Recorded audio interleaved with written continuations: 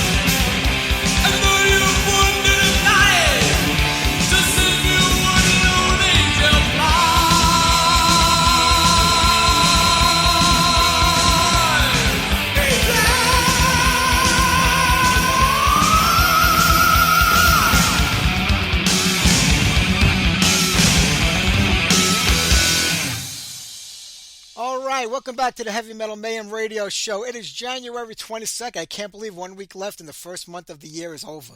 The older we get, the faster and faster time goes. But we got a great show for everybody tonight. Gary Schultze of Charles Saint is on, plus Drew, Rich, and Charles of Midnite Hellion. We'll be talking to all these guys later on in the show. So sit back and enjoy the music between now and then. Right there, one of my all-time favorite bands, and if not my probably all-time favorite record, Liege Lord off the Freedom Rise record. Rage of Angels, absolutely love those guys. They should have been humongous. But you know what? They were kind of quiet the last year. I mean, a lot of bands were quiet over the last 2 years with COVID, but especially Legion Lloyd. They haven't really done much since the Defenders of Old Festival a few years back.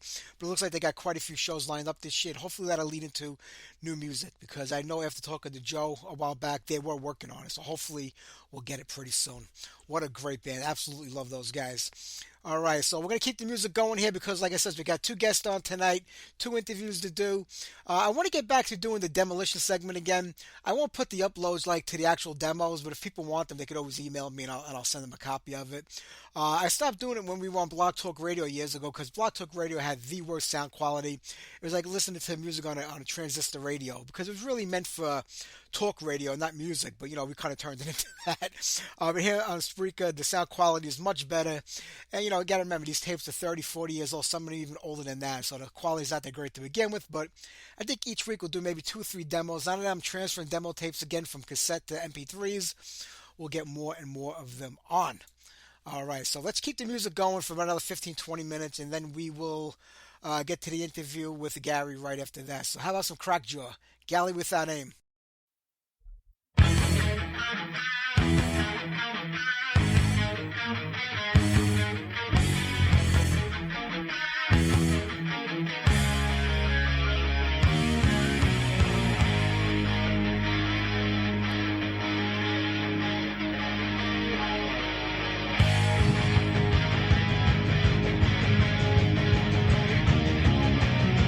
There was riot in the harbor. The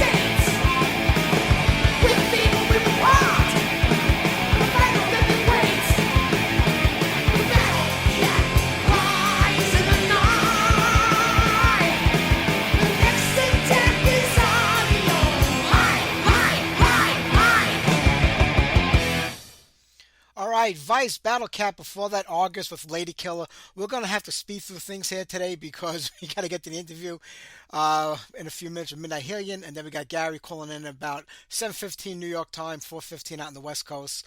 I want to get on a couple of demo tapes right now. I got a lot to complain about later on too, but we'll do that after the both interviews are over. I started transferring demo tapes again this week, and I came across another Invasion. I have like 5 Invasion demos from bands from back in the 80s, or a lot of bands with that name. I think they was one in either. I want to say it was Wisconsin or maybe Chicago, and there was one in Long Island.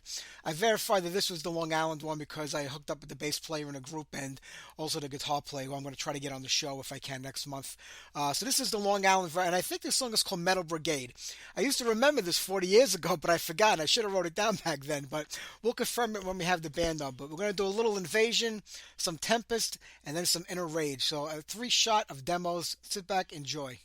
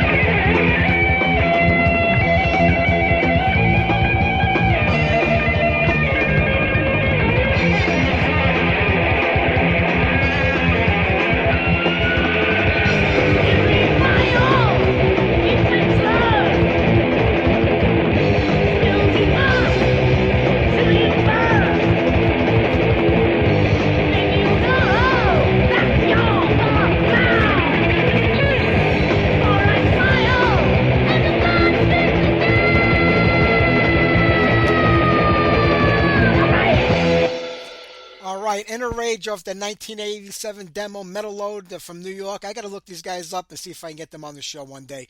I feel like the show is on crack tonight. We're going so fast to get through everything because I got to get to the Midnite Hellion interview right now. Then we got Gary waiting in the wings live right after that. So let's do Army of the Dead off of last year's record. We'll talk to the band, play another song, and get to the next interview. Then we can calm it down a little bit, take our time, talk, and play more music. But here you go. Midnite Hellion, Army of the Dead.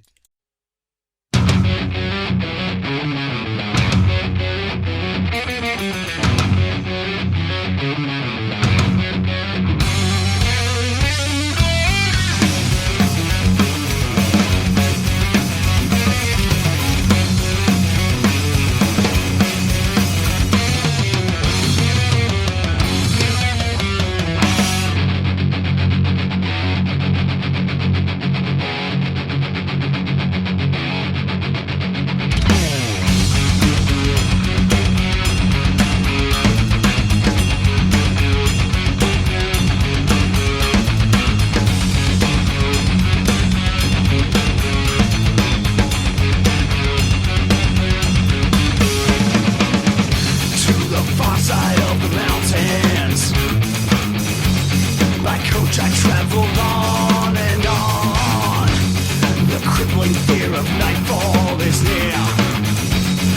Running from the darkness, the sun is nearly gone.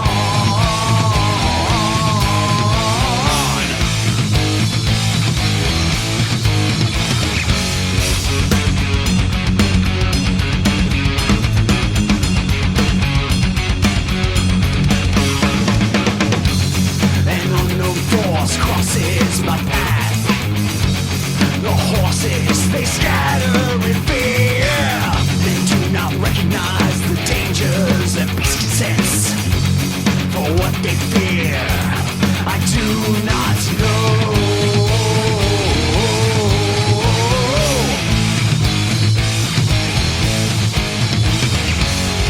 Travel to the Phantom Land, a place not suitable for mortal man. And when you go to the Phantom Land, the souls will greet you and whisk you away.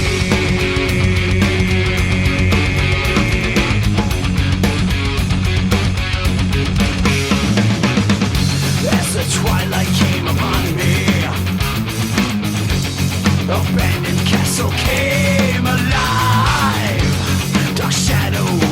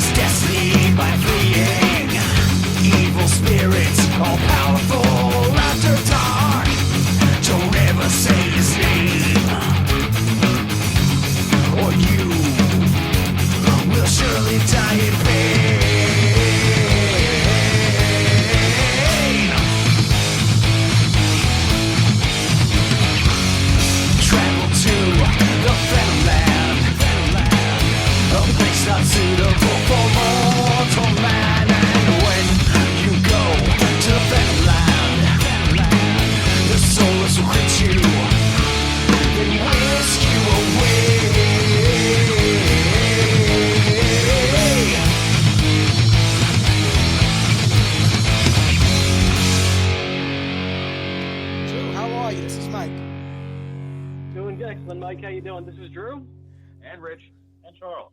Hey guys, how are you today? Doing excellent. How you doing? Hey, how bad can I be? I'm talking to you guys tonight. I'm sorry, one more time?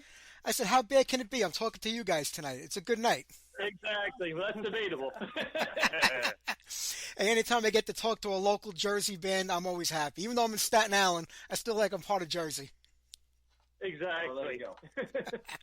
Well, I have to tell you, Jump away from us. a year ago, about now, the last record came out, Kingdom Immortal, and that album just blew me away. I put it as one of my top albums of the year, and I can't wait to see what you guys got cooking next. Oh, too kind, man. Thank you so much.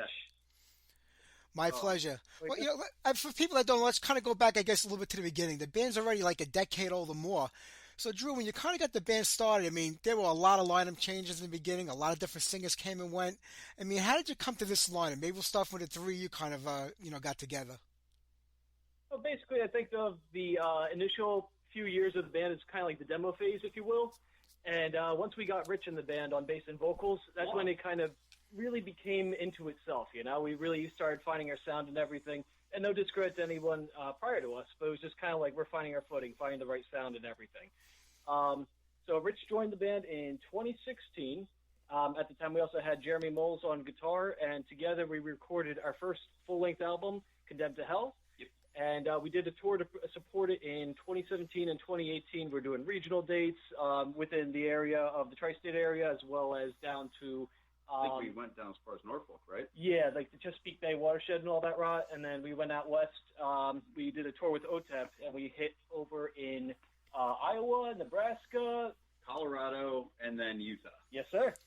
Hey, Wow, I got it right. That's great. I mean, Charles, when you came into the band now, you know, there were guitar players in there before you. There was a time when the band was a 4-piece or a 5-piece.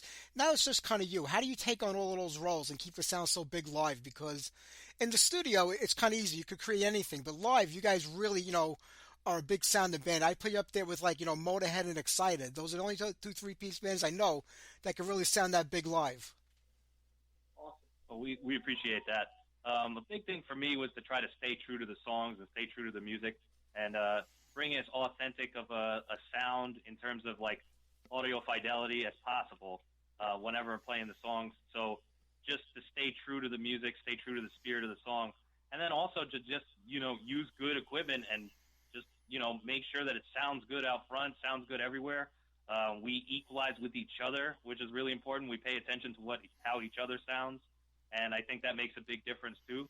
So all of those things combined, I think really that's that's what gives us our live sound for sure. It was like 2 months of just tweaking knobs on amps between me and Charles just to get it dialed in to the point of, this sounds amazing. Let's go with that. And also, too, slimming down from a 5-piece to a trio, definitely think it's easier where we can have more of a synergy amongst everybody instead of so many people trying to juggle everybody's schedules, number one. I mean, it's harder to get 5 people together in a room than it is 3. But also, too, we can get more tightness together because it's like, okay, just bass and guitar are syncing up. We don't have to worry about 2 guitars syncing up. So if somebody's hitting the sour note, everybody knows it, you know? True. Plus, there's a lot less conflict. You know, the less members in a band, the less arguing can take place. Exactly. That's an important thing. I mean, you know, like Rich, you know, you taken over the vocals a few years back now. You know, before you, there were different singers and you had a female singer in the band. How do you approach, like, you know, taking on the older songs and making them into your own, but you're trying to keep them true to what they were?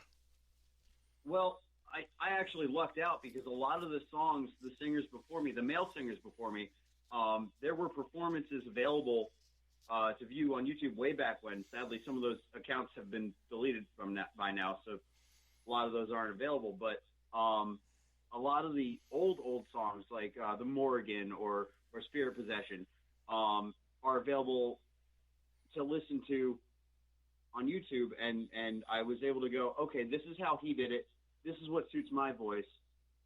Let's see if I can get in this range. It's like if you saw my early attempts, it was trying to actually do some of the stuff that was a little bit out of my range. And as I've matured vocally, it's come easier to go, okay, I can do this really well.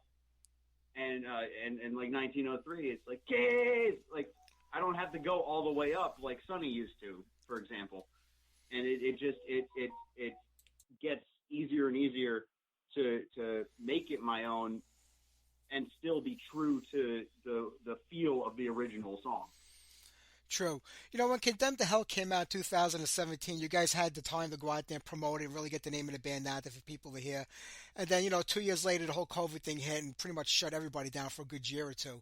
Were you guys planning anything before COVID came about as far as releasing records or music goes, or did you take advantage of that time to kind of get this band together, sync up the sound, and create, the Kingdom Immortal record?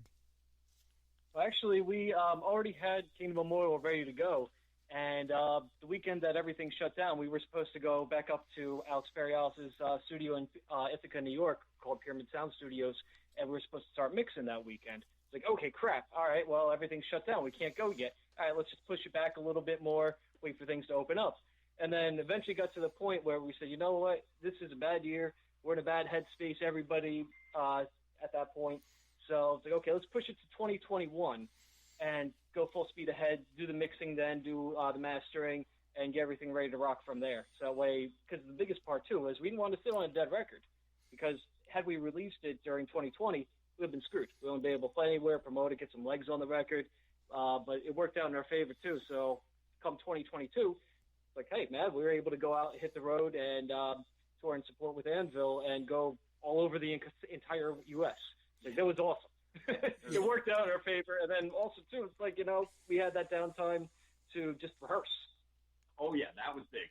That was big. That was, 2 years of tightening up. That was when we did that was when we tightened up the sound of the amps and just the overall band. Yeah.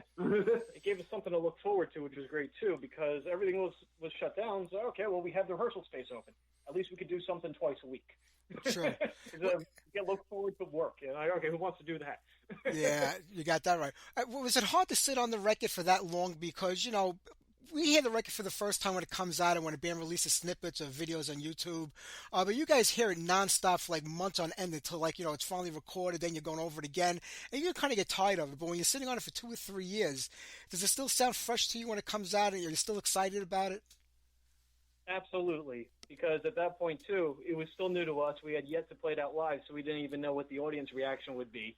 And that's always the test market because all the songs were never played live at that point, with the exception of Resurrected. So that was one that was a little bit older than the rest of the songs on Kingdom Immortal. So with that, it's like, okay, this is great. We can actually see how everything sounds. We can gauge some sort of reaction to everything, and thankfully people are digging it. So it's like, hey, this is awesome. I really think you guys came into your own songwriting-wise on this record, Kingdom Immortal, especially like Army of the Dead. I love that song. I love those long songs that go on. I mean, it's just so many great riffs in that piece. Oh, thank you so much, man. Much appreciated. That one was quite a fun song to put together. Oh, yeah. It was great. You talked about Anvil last year. I think that was probably one of the biggest tours you guys went on. I mean, at least one of the longest. I mean, how did that work out for you guys? Did you really get to know each other pretty well being together for that long?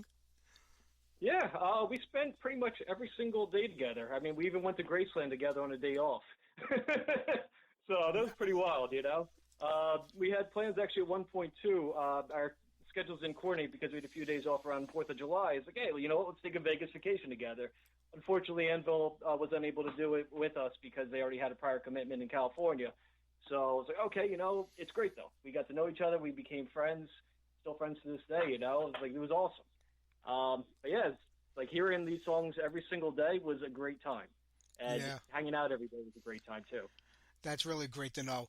I mean, you guys have played with so many bands over the years. I mean, before you were talking about OTEP, then you could say you were with Anvil and then with Raven, with so many other bands. I mean, do you feel like OTEP and Raven, two completely different bands, two different sounding bands. Do you find it difficult fitting into different genres of the metal, music world, or do you just think your music kind of spans everything? I would say not at all because we're kind of the missing link with a lot of bands. Like for a band, for example, like OTEP, there's a lot of people, actually their crew, and the band members themselves who are all into our style of music. It's like, oh, man, this is stuff we grew up on. This is great.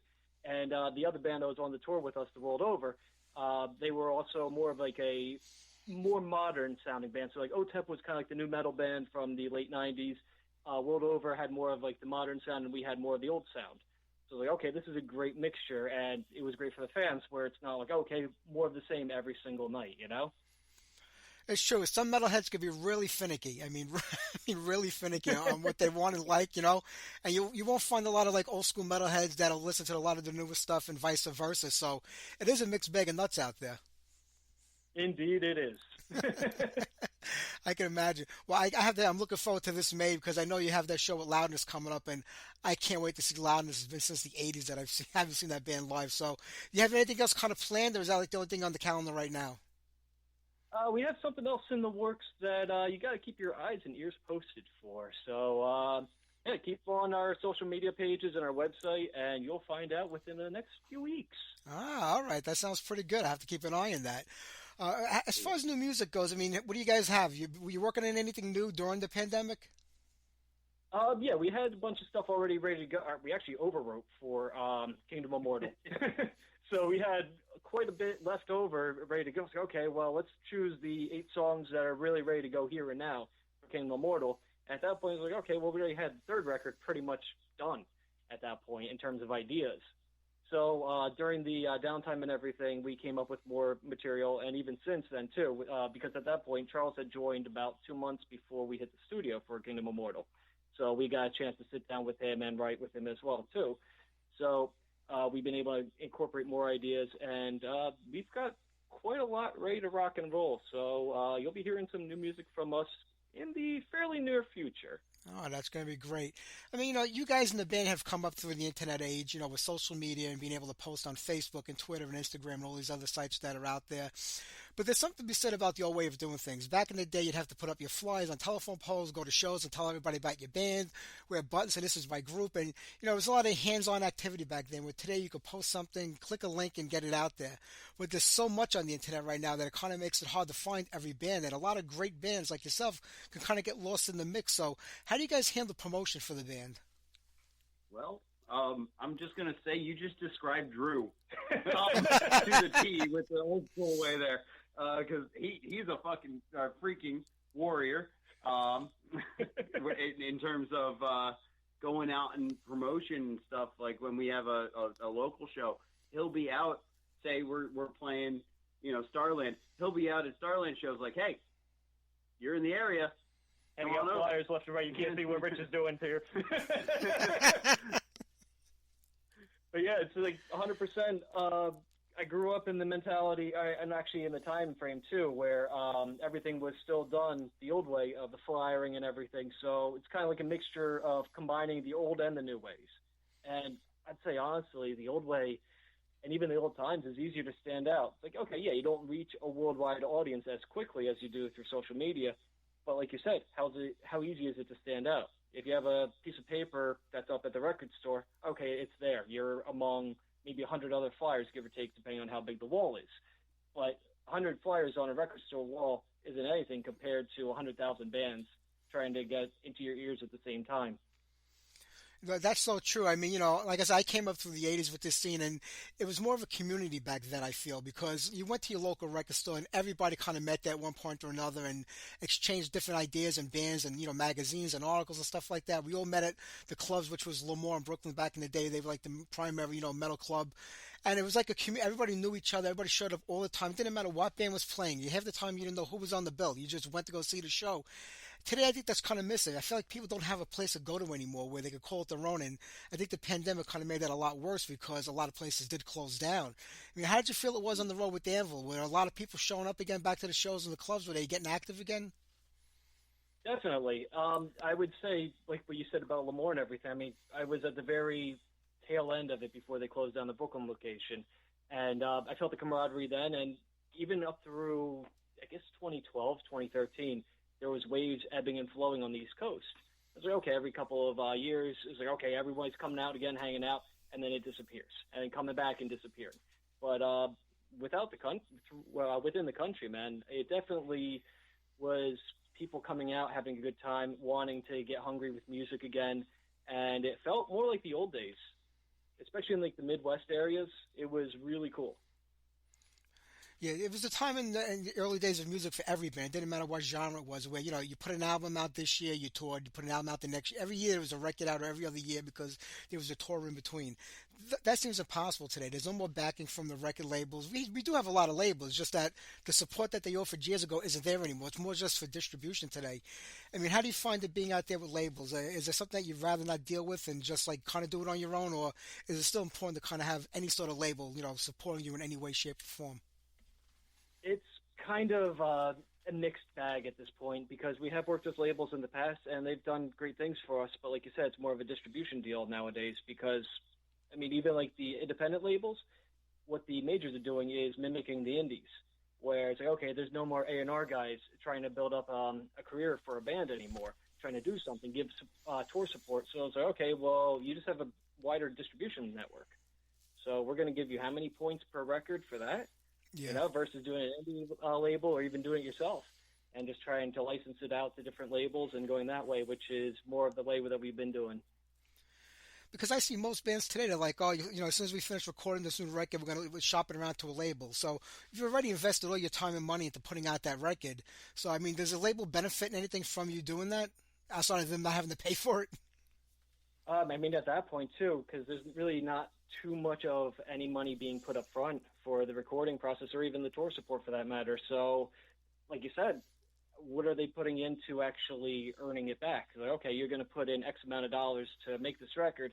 What are they doing? They're just pressing it up and distributing it for you, and then you're lucky to get X amount of dollars for royalty at the very end of it all. So, I mean, instead of giving, we'll say, $2 per every CD sold to the label, it's like, okay, why not just make the full 10 ourselves?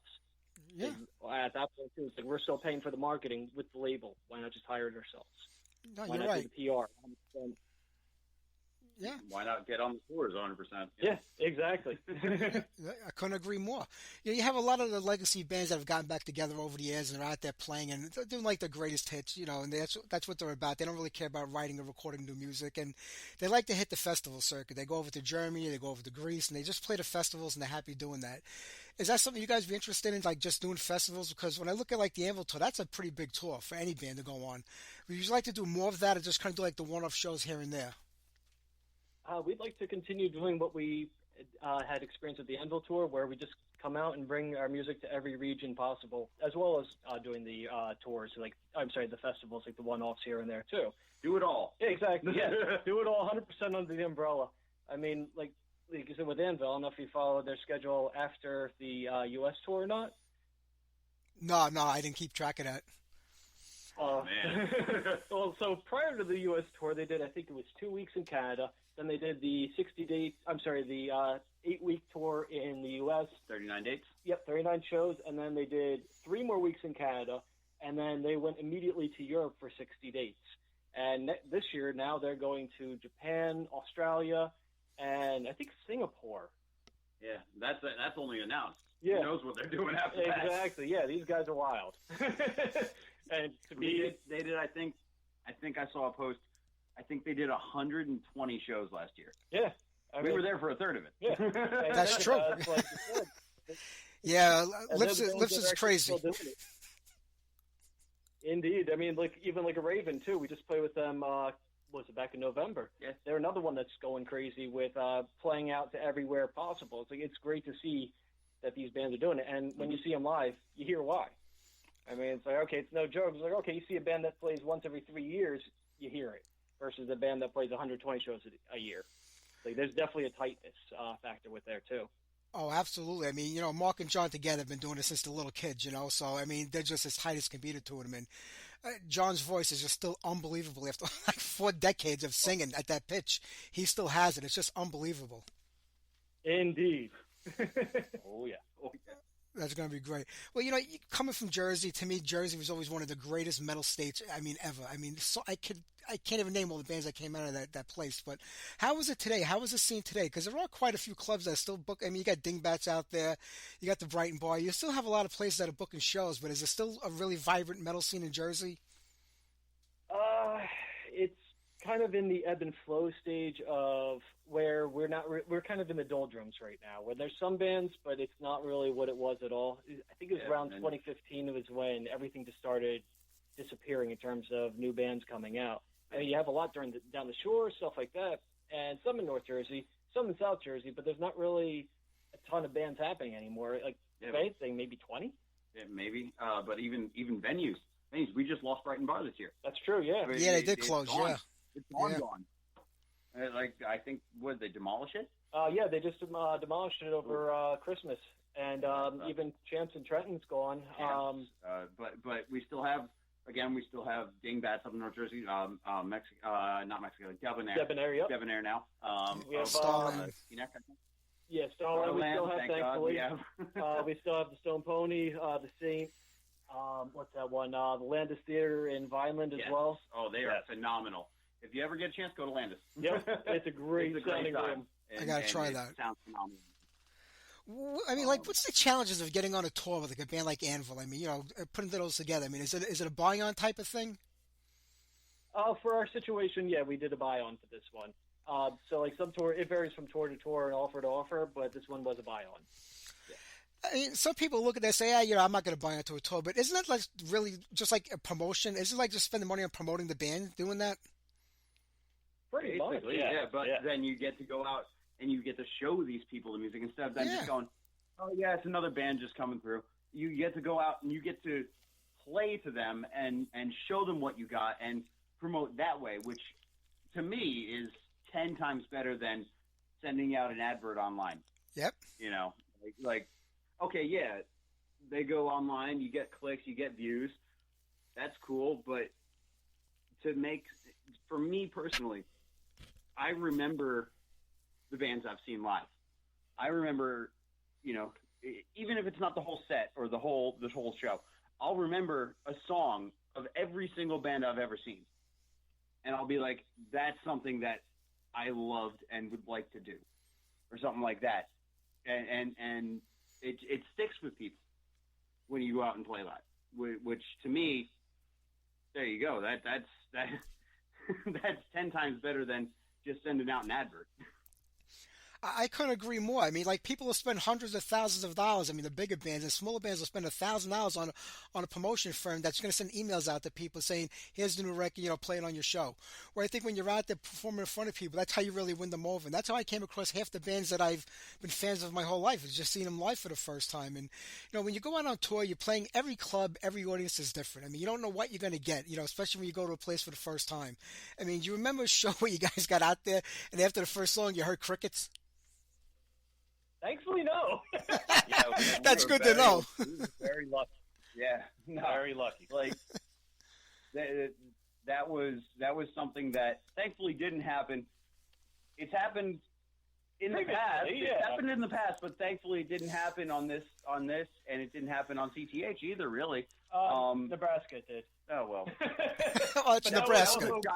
It's Nebraska. Venue, Yeah, and in fairness, too, the show started a little bit earlier than it was announced, so there was only a few people in the venue by the time we actually hit the stage. So when we actually hit the middle of the set, it was around the announced door time, so it started filling in. So it doesn't count. Yeah. Got it. We heard people kind of like golf clapping in the back. Yeah. But they were into it. Oh yeah, no, but we've been very fortunate in our tours where that's not happened. And that was actually a really wild show at the end of it all, man. Oh yeah. One in Nebraska. Oh yeah. Fun fact, I played that entire show with my nose bleeding. Damn. Too much.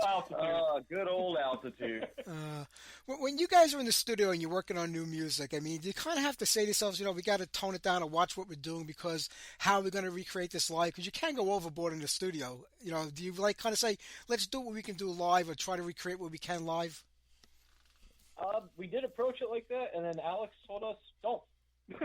Yeah, to be quite honest. Yeah. It's like, you want to have some fun within the studio, too. You want to add some parts that you might not necessarily want to recreate live, but you're going to miss it if it's not there in the record.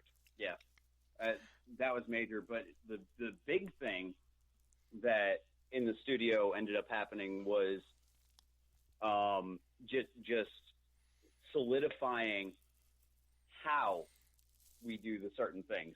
Like, okay, I may play a certain part here.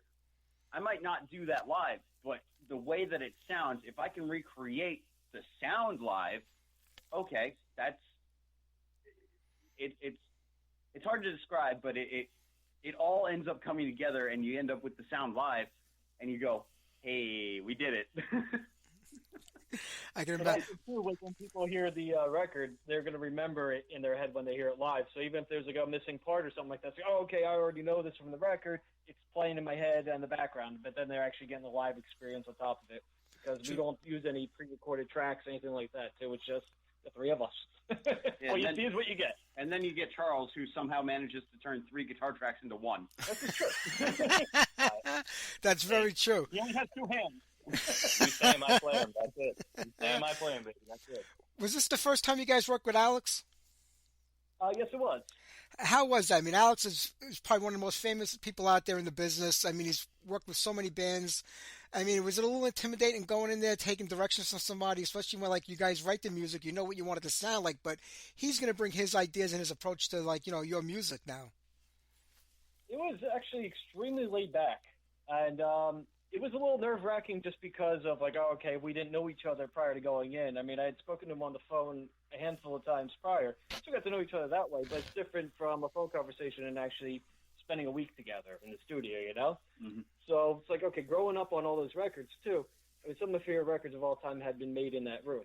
So it was a little intimidating for some of them. It's like, oh, man, this is where Charlie Benante sat when he was recording the Speak English or Die record, or Rat Skates was playing during the Taking Over record. So that was a little bit kind of getting out of my head for a little bit, personally speaking. But no, Alex he was a saint. He was really cool with everything, very laid back, and made sure to get our best performance at all times. And, yeah, I mean, we're going to be working with him again, definitely, and we can't wait to go back up there. Oh, yeah. Oh, yeah. Talk about that almost every week. Can't wait to get back there. Yeah. Okay, when are we doing album 3, Drew? Yeah. Well, I mean, what are the plans for the next record? I mean, this one's only a year old, so, you know, it's kind of still sitting out there. People are hearing it. I mean, are you looking to get into the studio right away, or are you looking to maybe just try to spend this year live? And how's the plans?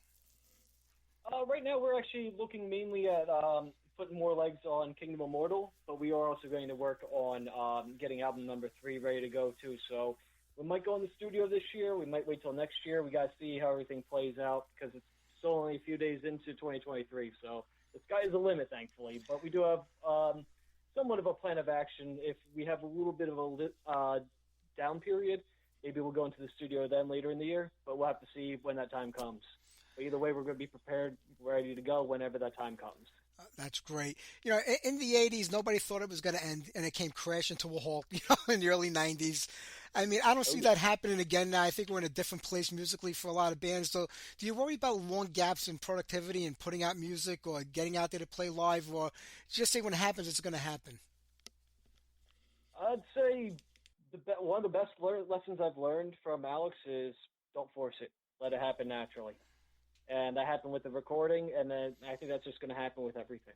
Yeah, I mean, we shot for the moon, and by God, we ended up getting there in the end. Yeah. We went, you know what?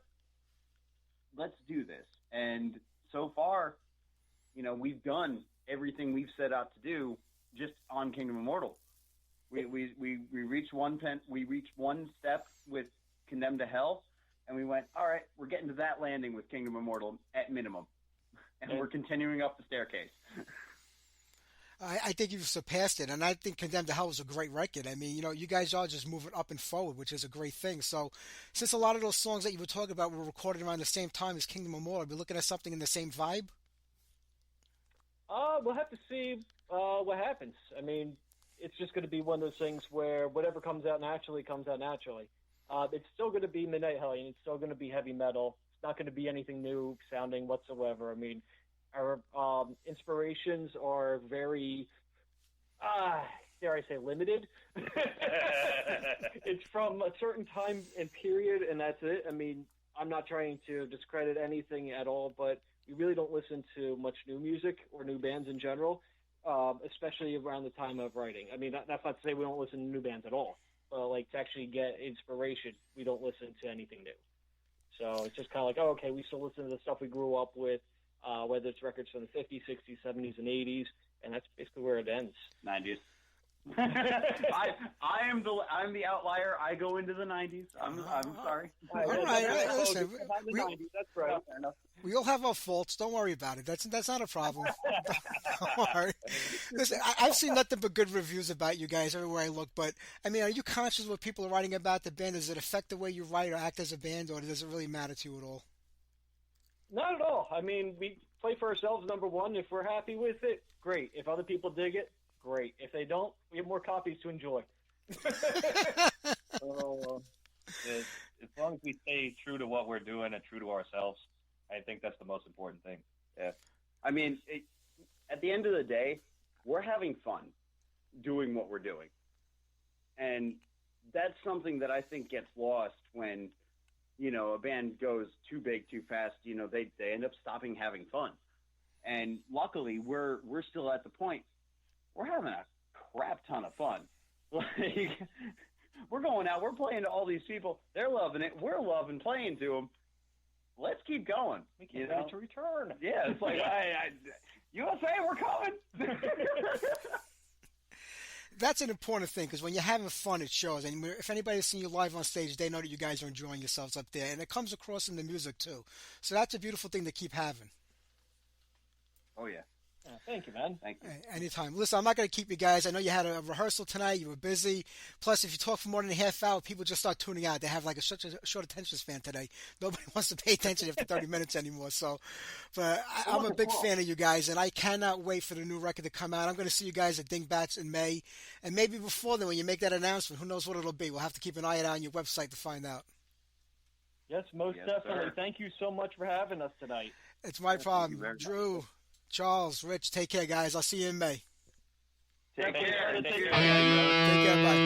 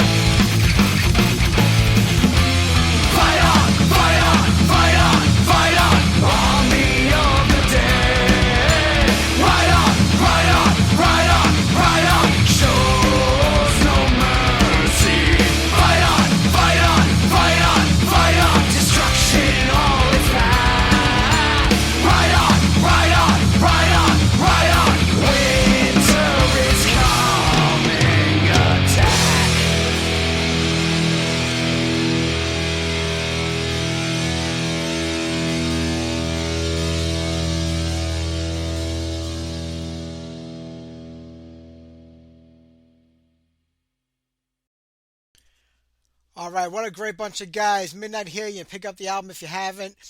I know we're speeding through things here tonight, but I got to get to Gary, so let me get him on the line, give him a call. We'll play all the Charles Saint music after the interview because I told him I'd call him at right about this time right now. So let's get him on the line. Bear with me here a second while we dial him up and get this interview going.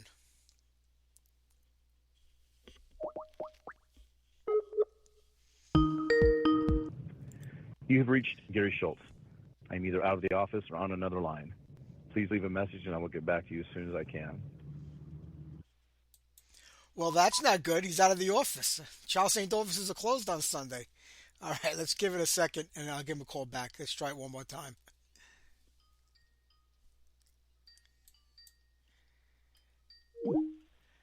Gary, this is Mike. Can you hear me? Hey, how you doing, Mike? I can hear you. I'm doing great. You're on the air live. I just gave you a call. It said the Charles Saint offices were closed for the weekend. I don't think Charles Saint is ever closed, really. That's good to know. Well, I have to tell you, I've been a fan since the very beginning of the band. Then it seems like almost 40 years later, it looks like things have come full circle. The band's getting attention again. You know, records are coming out. It's great to have this back again. How do you feel about all this? You know, it's sometimes I chuckle about it because you know, some of the stuff on the new anthology that just came out was recorded in 1985. I was 18 and a half years old at the time. Wow. We recorded 3 of those songs. So just, you know, without the internet, I don't think we'd be where we are today. It's kind of crazy. Did you think people forgot about the band? Because, you know, being such an underground person myself and into all those bands from back in the day, I never forgot about the band. I played on and off throughout the years on my show. Did you think people just say, you know what, Charleston, who are they? You know, to some extent, I think in America, definitely. You know, unless you were in Southern California back in the day, in America, we really didn't take off. It was years later, the 1988 EP, 12-inch single that we came out with, kind of got popular in Europe. And I think because of the rarity of how many pressings there were, it became this underground thing and kind of took on a life of its own, for lack of a better term. Yeah, that it absolutely did. Let's kind of go back to the beginning for a lot of people that, you know, weren't around back then or just are coming into the band now because of the anthology album. I mean, it's 1984. The band is getting its foot in the door and it's just starting out. And now you're talking about California in the mid-'80s. I mean, a hotbed for music, hard rock, heavy metal, you know, Los Angeles especially. You had another scene going up in San Francisco. A great place, I think, to be a band and to get started. Absolutely. Absolutely. I mean, we were based in Orange County, but, you know, hop, skip, and a jump from Hollywood. And Hollywood is where it was happening at that time. The Sunset Strip in the 80s, there's nothing like it. Haven't seen anything like it since. It was just a crazy time. You could walk down the Sunset Strip on a Friday or a Saturday in 1987, and there's thousands of people out on the sidewalk, either waiting to get into the Rainbow, the Roxy, the Whiskey, or just hanging out. There's a lot of hairspray on the Sunset Strip back in '87. Absolutely. You have to show me that hop, skip, and a jump trip down to L.A. from Anaheim, because usually when I go there, I'm on I-5 for about an hour and a half to get there. Yeah, the traffic's pretty crazy. You know, we used to load up in a van, and we turn off. This is back in the day before you had Facebook to blast where you were playing to everybody. But we would hop in the van and we'd go up to the Sunset Boulevard. We'd have 1,000 flyers, and we'd walk up and down and paste them on a pole or hand them to people. That's how you promoted yourself back then. Sure. There was no internet. And it worked, and it worked better, I think, sometimes than the internet does, because there's so much going on in the internet, it's hard to find out what's happening. Back then, like you said, everybody knew where to go. You put your flyers up, and people saw them, and it just came out to the show. And for people that haven't seen the DVD of the anthology, you know, one of your live shows, that place was packed. Absolutely. Absolutely. The Waters in San Pedro, California, was actually one of the better heavy metal clubs back in the day. I mean, Wasp played there, Armored Saint played there, Hurricane, Bang Tango. They got some big name acts through there, and it was a pretty big room. I think if I remember, it held about 900. So it was a pretty decent sized room. And yeah, somebody sent me something a few months ago and said that I think it was 1988. We were the top selling act at the Waters Club that year. Wow. Which I found interesting because I had no idea until this guy sent this to me. So yeah, just crazy stuff. Crazy stuff. It really is. You know, it's 1985 now. All the guys that are in the band are in the band, and I think it was Rudy Gray who started out as the singer for the band at that point in time. You did have a couple of recordings with him, but I guess things really weren't going anywhere because it wasn't long after that Bob came in, and that's when things started to really shake for the band. Absolutely, yeah. We solidified the lineup in early '85. We did the demo, 4-song demo. Three of the songs from that are on the anthology: Made of Metal, The Voyage, and To Die in the Sun. We did one show, and then Rudy decided he decided we weren't a good fit for him. So we found ourselves looking for a singer again. We had a guy for about 10 months, and then when Bob came into the band, like you said, that's when things really took off. We started getting some pretty good shows, opening up for some decent acts. We did the EP. A lot of shows in 86, 87, 88 with Bob. Yeah, there was another singer between Rudy and Bob, right? Like you just said, but nothing really ever came out of that, I guess. Now, we didn't do any recordings. We didn't do any super big shows. We got our foot in the door at the Troubadour. His name was John Russell. And if you read the biography on the anthology, he was a pretty decent singer, but just kind of an odd guy. And we kind of decided he wasn't a good fit for us. But we did get our foot in the Troubadour, door at the Troubadour, start doing some big shows at the Troubadour, and then like you said, once Bob came along, things really took off after that. Yeah, absolutely. Was it difficult getting into the door of a lot of those clubs back then? Because, here in New York, we had L'Amour and we had CBGB's, two of the bigger clubs for, rock, metal, and hardcore and punk music. And I remember CBGB's, you used to have to audition for Haley Crystal to get into that club to play. And if you didn't like it, you didn't play. What was it like back then trying to get into the bigger clubs in L.A.? Our manager, Rick Rail, he did a good job pounding the pavement. Even back in the day, he was 22, 23. He had a good business mind on him already. And he got us, the way you got your foot in the door is you go and you do a Wednesday night. And we had a pretty decent following. So when we had a good crowd on a Wednesday night, the club definitely liked that because they made some money. And they would invite you back for a Friday or Saturday. So it's basically you went and did a weeknight, and then you got invited back for a weekend if you did well. And that's kind of how we got the ball rolling back then. Yeah, it must have really helped to have a man, because a lot of young bands starting out at the time and just trying to, make a name for themselves didn't have managers. They did everything on their own because that was the only way they knew. So having somebody handle the business part of it for you must have been a big help, so you could just concentrate on the music and not have to worry about, how are we going to get the show, where we playing, who's going to do this. You had somebody doing all that for you. Absolutely. I joined the band in middle of February, and I did an audition. I think we did one practice, and the next practice, Rick comes to practice and says, "Hey, we have a gig March 1st." So the pressure was on. He would just kind of walk in the door and say, "Hey, we've got a gig here. Hey, we've got a gig there." And it was awesome because we didn't have to worry about any of that. He did a great job. Yeah, that's a big help. And I have to tell you, one of the things I got to ask you, because it's like 95 different versions of the story of Dave Mustaine, his version of Polaris, and everything else that goes on. How did that all come about? The story is that I guess maybe it was John that was friends with him, and he heard the riff and he said, if you could do something with it, go right ahead, it's yours. But then being Dave Mustaine, he becomes kind of a dick because he's Dave Mustaine, and a lot of things are said after that. So I actually talked to John recently about the story, and the way the story has been conveyed to me was in the early 80s, John would jam at his girlfriend's house at the time. And Dave came over with a mutual friend of Dave and John, and they were jamming some songs, and Dave had the riff to Child Thing. It was incomplete, but it was the main riff, and it was some words that were written on a piece of notebook paper.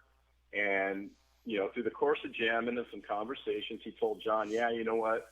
My band doesn't really like this song. I don't think I'm going to use it. If you can finish it, you can have it. So John said, yeah, you know, I don't know. And Dave said, no, you can have it. You can have it. Just take it. I'm not going to use it. So years later, John and Brian got together, and they completed the song, and some lyrics were added after the fact, and it kind of became the first song of Child Thing. And I believe it was 1988. Iron Maiden had played at the Forum, and after the I think it was a Sunday, because KNAC, the heavy metal station in Southern California, Yeah. they had their local show, their local band show on Sunday nights. And after the Iron Maiden concert, we happened to be on there, and Dave, the way I understand it, Dave was in the limo and heard the song. He was like, hey, wait a minute, I think that's my song. And I think he got pissed and decided to put it on Rust in Peace. And that's the way I understand the story. And after that happened, I remember John he was actually on a payphone outside, back in the day where there were payphones, outside our rehearsal studio, and he kind of had a discussion, semi-argument, but discussion with Dave. And the way I understood it, Dave was a little peeved that we had used the song, didn't give him any credit, and I don't even know if he remembered giving it to John, because it was 8 years later that he heard it and decided to put it on his album. So that's the way I understand it.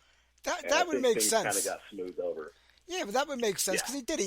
Rust in Peace came out, I think, in 90 or 91. I mean, years after the song was already out there. And, there are a lot of bands that have riffs. And, other people are always influenced by those riffs, and they turn them into their own songs. And that's what John did with that song. I guess when he realized, wow, look what this song could have been or sounded like. I'll do it now. But, you think any musician would say, I did come up with that riff and everything, but, it's already been used. And, he already had a bunch of records out. And he's a great songwriter, no doubt about that. Why even bother going back to that now? That's my personal opinion. It's been done. Why go back to it? But that's just Dave Mustaine. Plus, he was probably high as a kite when he was writing it anyway and didn't realize that he did it. Yeah, back in the early 80s, that has crossed my mind as well, and that he didn't remember that he gave it to John, for all I know. So it's kind of become legendary in the heavy metal community on different forums. Yeah. And, there's different ideas, but that's the way I understand it. And the thing about the story I just told you is that there were people at this house that can corroborate that story that John tells. They were there, they heard how it went down. So I tend to believe them. Oh, absolutely. Listen, if it was Tony Iommi or Leslie West or somebody, I'd say, maybe, I don't know. But when it comes to Dave Mustaine, you got to put everything in perspective and kind of scratch your head. I mean, Dave Mustaine's still claiming he's writing Metallica riffs like 25 years after he's been out of the band. So, that's just the way he is. Yeah, and honestly, I've never met Dave, so I can't really comment on what kind of a guy he is because I really don't know him. But, yeah, like you said, he writes good songs. I give the guy credit. He writes great riffs and good songs. I like a lot of Megadeth songs. Definitely somewhat of a fan. Absolutely. Sure. But you know what? That's a legendary story to have as a band. You know what I mean? No matter how it turned out, it's just a great story to say and associate with the band, in my opinion. And you know what? All these years later, if it helps bring more attention to the group, I think it's a great thing. Not that you need it, because I think, to me, the music has always spoken for itself. And getting back to those days, like with when Bob was in the band and things started taking off. And I mean, Bob was there for a good, maybe 4 years, a little more than that, around that time. He was in the band close to 3 years. 3 years, okay. Yeah, close to 3 years. And they were great times, because it was the mid-'80s to the late '80s when everything was happening and hopping. And then he's gone, and stuff happens, And I think it was around 89 or maybe 80, 89 that Tim comes into the band, and more good stuff comes out of that. And then I guess everything kind of collapsed and fell apart a few years after that anyway. Yeah, the end of 1990, beginning of 91, things, it had been Brian, John, Steve, and myself for 6 years, going through singers, rehearsing 4 nights a week. And honestly, I think we got a little sick of each other. As happens with bands, and we decided to take a break early '91, and the break kind of became permanent. And fortunately, very fortunately, we all went our separate ways, but we all reconnected. And again, I have to thank Facebook for that, because I had no idea where some of these guys were. I had relocated out of California.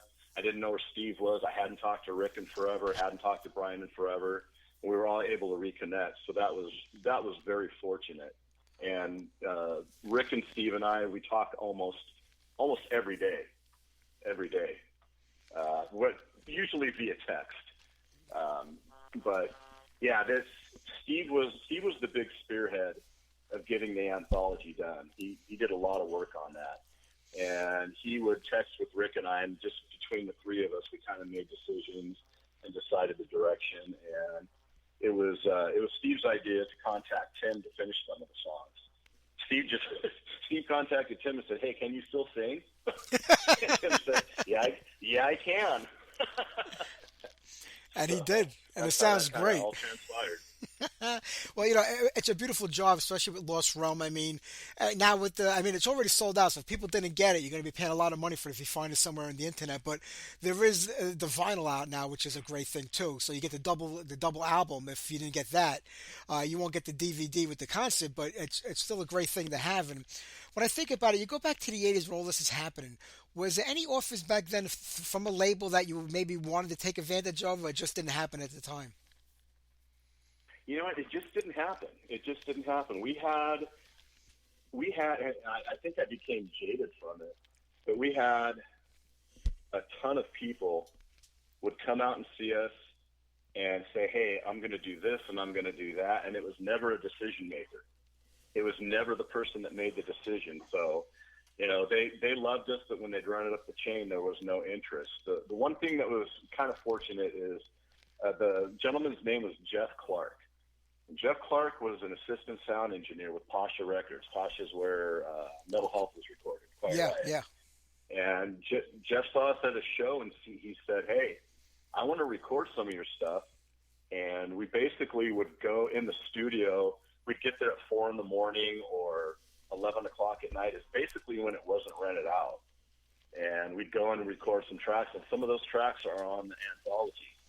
And Jeff did a lot for that, but then they started getting some paying customers, and it kind of became an incomplete project because we kind of got booted out of the studio, for lack of a better term. Sure. Paying customers come first. Yeah. But absolutely.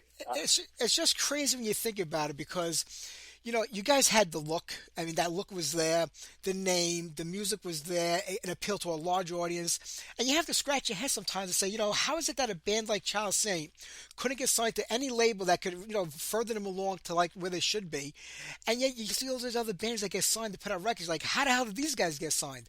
You got to scratch your head in this business world sometime, because is it a matter of being in the right place at the right time, knowing somebody, just, luck of the gods? Because I see bands like you that should have really have had better luck at doing these things, and other bands that just couldn't do anything, make it, for lack of a better term. But it's just a crazy business. Absolutely it is. You've seen the photos and you've seen the video. We were very Iron Maiden and Judas Priest. We were very new wave of British heavy metal. We were new wave of British heavy metal on the Sunset Strip. Yeah. And the Sunset Strip was a lot of Warrant and Poison and Faster Pussycat. The bands that with the hairspray and the makeup and writing real simple but catchy tunes. And we were writing a little more complicated music, trying to show our musicianship. And I think what record executives were looking for was the next Poison. And Child Saint was not the next Poison, definitely. Yeah, no, without a doubt. I mean, when you think about it, it's like kind of being in between a rock and a hard place, because the hair metal scene was exploding at that time, and that was really what was going on in L.A. Then you got a band like yourself who's like a traditional power metal band or a traditional metal band. You go up to San Francisco, and you have the Metallicas and the Exodus and the Slayers and all the thrash metal bands up there, kind of consolidating this scene. Did you ever feel like maybe you were just like left out, like your music just didn't have anywhere to go in either direction of California? We were kind of in between. Yeah, we were kind of in between, because we weren't hair metal, and we weren't thrash metal. We were, I think the best way to describe us is new wave of British heavy metal. That's what we sounded like, and I just don't think that's what the executives in Southern California were looking for. They were looking for thrash metal. I mean, I remember I was 16, and I went to a battle of the bands. There's an old club in Anaheim called the Woodstock, and there's I think 8 bands there that day, and it was me and 2 buddies. And this band comes out, and they just started thrashing, and I was, oh my God, who are these guys? Well, Slayer. It was Slayer. And they definitely had something because they were playing faster and louder than I'd ever heard or seen. Yeah. And that was definitely a genre that was popular. And yeah, we were just in between. We were definitely in between. Yeah, and people don't realize, back then, it was a hard time, but, getting out there was the hard part because you had to work in where you came from and build up your following there. Then if you were lucky, you could branch out to different states. We could travel anywhere. By car to get somewhere, but getting over to Europe was a very difficult thing for any band back then. I mean, unless somebody traded tapes with somebody in different countries, they didn't know who you were, how to get anything about you. Do you think if you had the technology back then that we have today with social media, texting, where it's so easy to get your stuff out, maybe the band might have had better luck, building up a following throughout the world? Absolutely. I think if the technology was there back in the day, we probably, in my opinion, would have been signed by some European label and toured over in Europe, because that seems to be where we were popular. Kind of like how Lost came back last year and did an American tour, and they'd been touring regularly in Europe, but weren't getting tours in America. Sometimes that's just the way it is with a band. Sometimes you're just not popular in your own area. And if we would have known we had some interest in Europe back in the day, that definitely would have been an avenue we would have pursued. Absolutely, because back then everybody in Europe and in England, all they wanted to do was come to America to break big over here because this is where everything was happening. Now it's like the complete opposite. Everybody in America wants to go over to Europe and England, and South America is like humongous, just humongous for metal these days. They're like rabid fans down there. They're living like it's still 1983 down there with the denim and leather on and the hair. I mean, it's just a crazy world how everything's like kind of spread out now. And I think about it, you guys, the record is out, it's getting so much attention, and most of you are still around. Is there any talk about doing anything new? There's a possibility. We've still got songs that were never recorded. We might lay down some tracks and see what we can put together. In all honesty, I don't think it's going to be enough to do an actual album, but we might be able to come out with something new, but I'm not going to promise anything. I'd like to work on it and make it happen, but we'll have to see. That would be amazing. I think more importantly, with so many festivals throughout the world, even here in the U.S., one of them would want Charles Saint on that bill. I mean, they would die to have you guys play on there. What are the chances of actually getting back together for a live show, even if it's just doing the occasional festival throughout the country or the world? We've talked about that, and we would, if somebody sent an offer, we would definitely entertain all offers. It's just logistically and financially, that's what we would have to be able to get worked out. Yeah. And until something comes in, it's that topic is kind of in limbo. And I want to circle back to something you said. You were talking about South America and how they're just metal maniacs down there. I actually, 6 degrees of separation, I actually went to high school with Caton DePennant from Hyrax. Ah. I was a freshman when he was a senior. So when I was 15, I went to see his band play at an arcade. They were called Chaos. Yeah, LA Chaos. I've been following Caton ever. Yeah, exactly. So I've been following Caton ever since, and I see his postings where they're huge in South America. They're huge. And he's still doing, he's 60 years old? Yeah, he's still playing. Still a metal maniac. Yeah, and he looks great, too. He looks like a kid still. He's out there playing.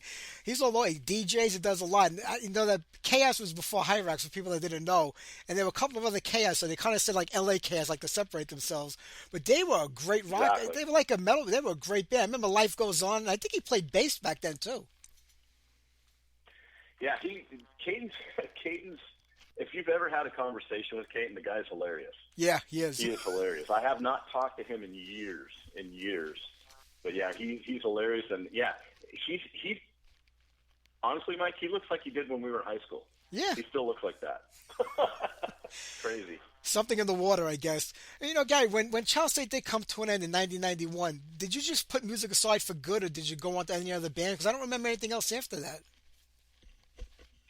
Yeah, personally, I put music aside for about a year and formed a cover band with some buddies that I went to high school with. Yeah. And we did a few shows, and I relocated.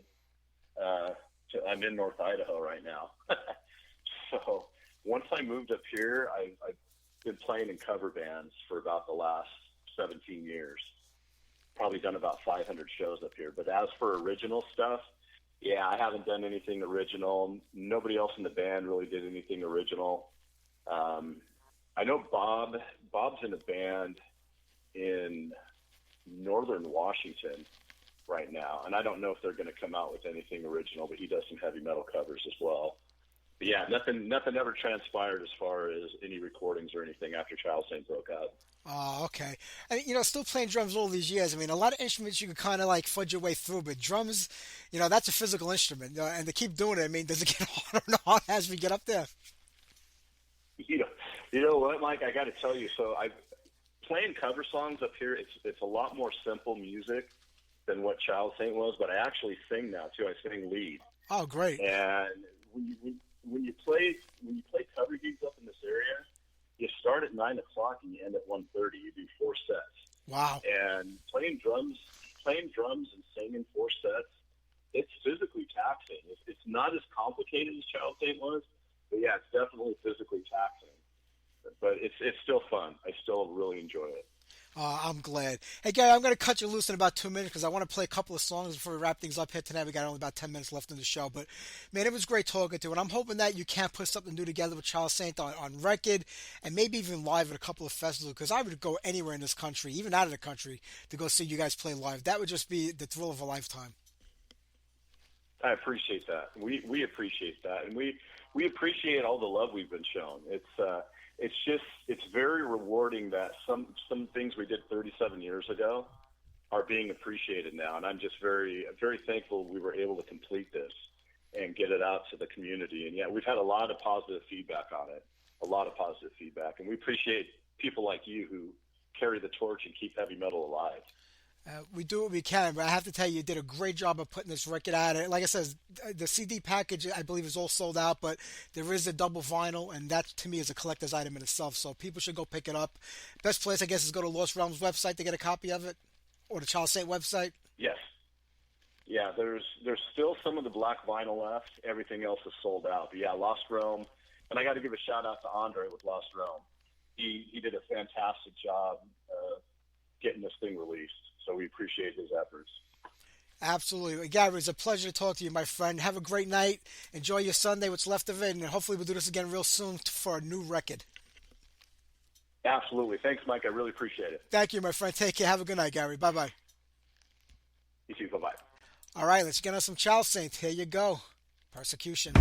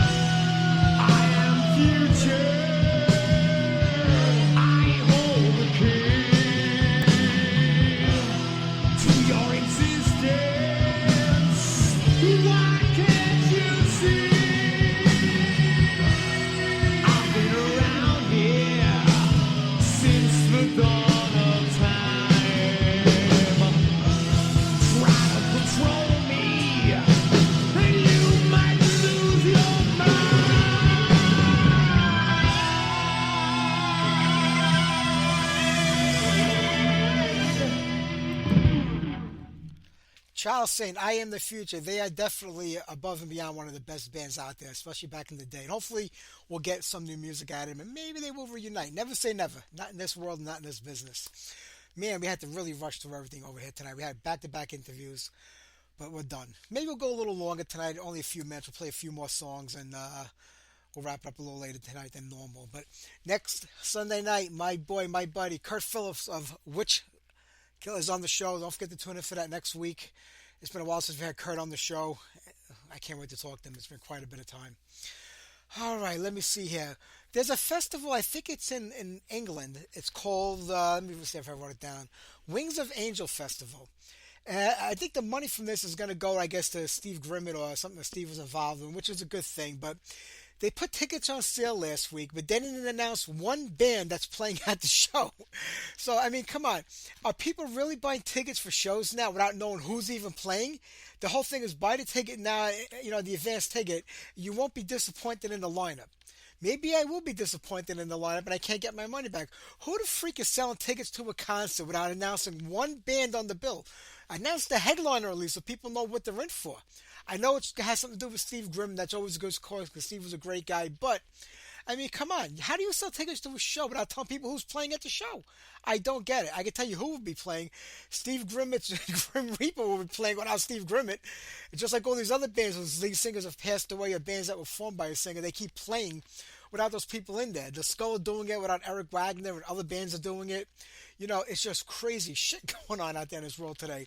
I saw the other night, it was Death to All, which is a death tribute band that has Gene Hoglan playing drums in it. Gene should be concentrating on a new Dark Angel record, not playing in a death cover band. It's him and I think Steve DiGiorgio, who played with Death for a little while back in the day. Gene was in and out of the band a couple of times for a year or two here and there, and I think Steve was in the band for maybe a year and a half. So both of these guys laid claim to the throne of death, and they're going out there playing death music now. Two part-time members of the band who weren't even a part of the original lineup are out there playing. Then you have Left to Die, which is Terry Butler's and Rick Ross's version of Death going out there playing. So you have two competing death bands with ex-Death members, most of them not from the original lineup, playing death songs. There's something wrong in this world when things like this happen. I mean, Autograph is out there playing with no original members. Quiet Riot is out there playing with no original members. I know I rant and rave about this all the time, but it just seems to be getting worse now because it's becoming more and more acceptable.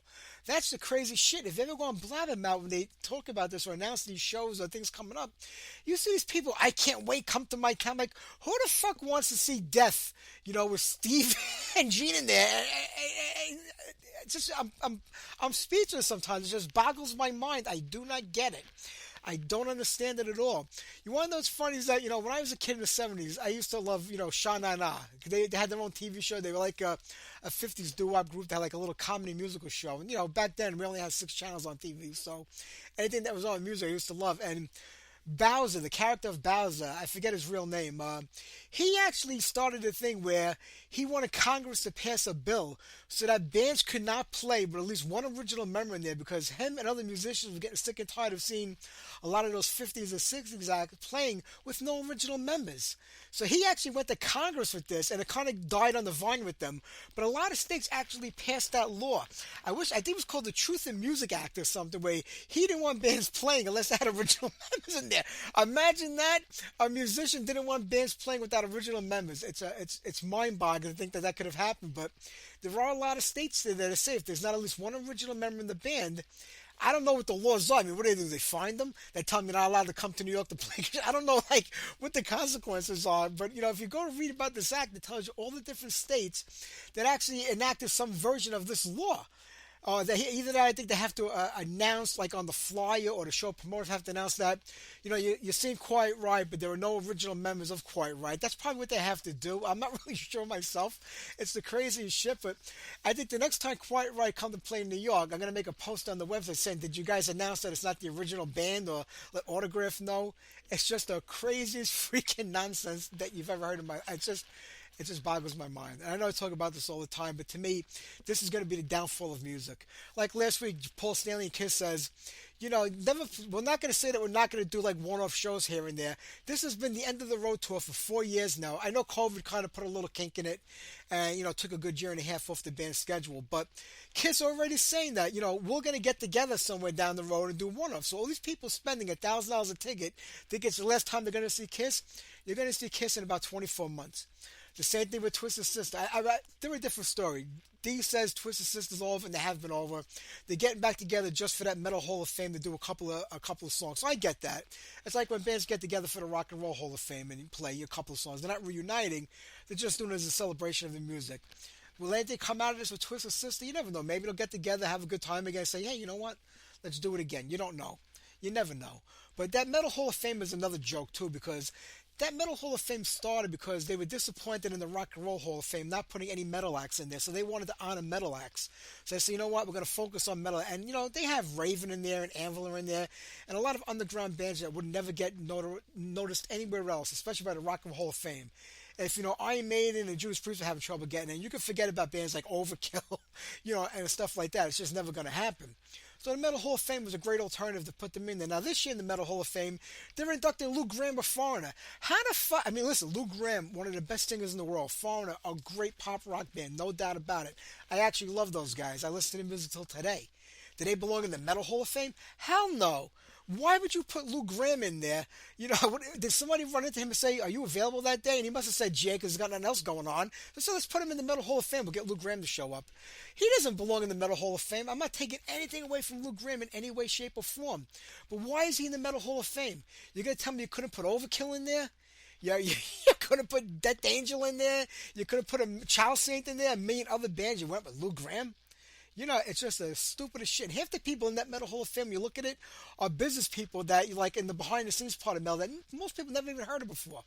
It's another stupid organization. If you're in a band, all you need are your fans to tell you that we love your music and you're great and to buy your record. You don't need to be in a Hall of Fame or anything. It's the stupidest fucking thing in the world, in my opinion. All right, enough of that. Let's get a couple of more songs on, then we're going to wrap it up here tonight. Thanks to Iman who voted on the logo. We're going to be changing the logo up for the show. I'm doing all the changes now. I figure it's our 15th year. We've been using the old Heavy Metal Mayhem logo for the last 10 years of that. And it was great, but, Tommy called me up a few weeks ago, my old co-host Tommy, and he's like, who's on your show this week? I can't read it with that font. And I know it's a hard font to read when you got to make it small, but I thought it was kind of cool when I used it at the time. But I found something that's a little bolder, a little better. So still the same shitty show. It's just got a new logo. And the same name, just a new logo. That's all. All right. Let's do a couple of more tunes and we'll wrap it up here. How about we do some Sabra? Bring on the night.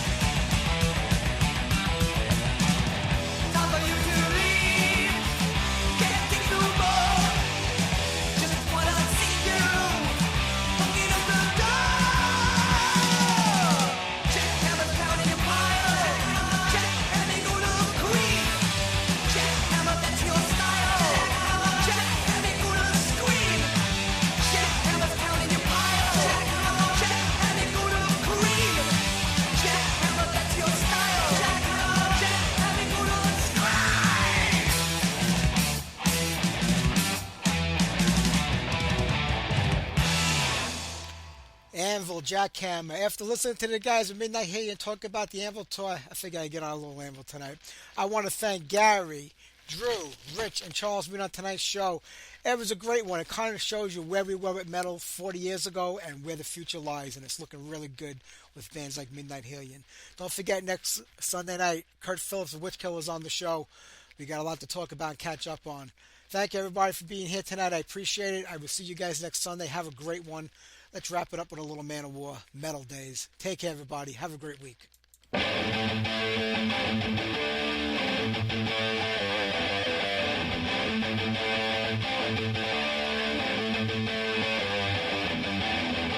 hear the sound in a metal way. I feel the power rolling out the stage. 'Cause only one thing really sets me free. Heavy metal, loud as it can be.